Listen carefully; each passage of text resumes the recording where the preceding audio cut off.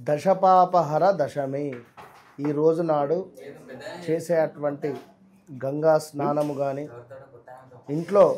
గంగ నీళ్లు కలుపుకొని స్నానాన్ని ఆచరించిన లేదా ఈ రోజు నాడు బావి వద్ద స్నానం చేసిన కొంతమేర జల వనరుల వద్ద స్నానం చేసినా కూడా విశేషమైనటువంటి ఎందుకయ్యా అంటే మనము అపాత్ర దానము కానీ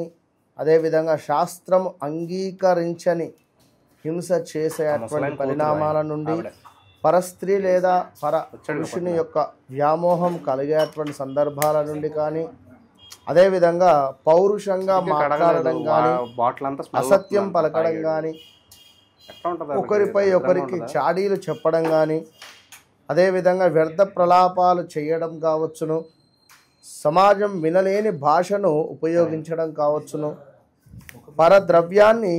దొంగిలించాలి అనేటువంటి దుర్బుద్ధి, తస్కరించాలి అని అదేవిధంగా ఇతరులను బాధ కలిగించేటువంటి పనులను చేయడం కానీ వ్యర్థమైనటువంటి ఆ అహంకారాన్ని మనము చూపించడం కానీ ఇలాంటి సందర్భాలు నుండి తెలిసి కానీ తెలియక కానీ వాటి నుండి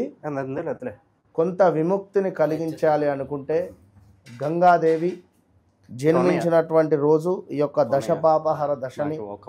మనకు ఈ సందర్భంగా ఈరోజు గంగామాత అవతరించినటువంటి రోజు కనుక తప్పకుండా ఈ రోజును అత్యంత అద్భుతంగా వినియోగించుకోండి. స్నానం చేసే నీటిలో కొంత గంగ నీరు కలుపుకొని గంగేచ యమునే చైవ గోదావరి సరస్వతి నర్మదే సింధు కావేరి జల ఏస్మిన్ సన్నిధిం కురు అని మంత్రాన్ని చెప్పుకొని స్నానాది కార్యక్రమాలు ఆచరించడం వల్ల విశేషమైనటువంటి ఫలితం మీ సొంత ఆఫీస్ అండి. చెప్పండి. All the best.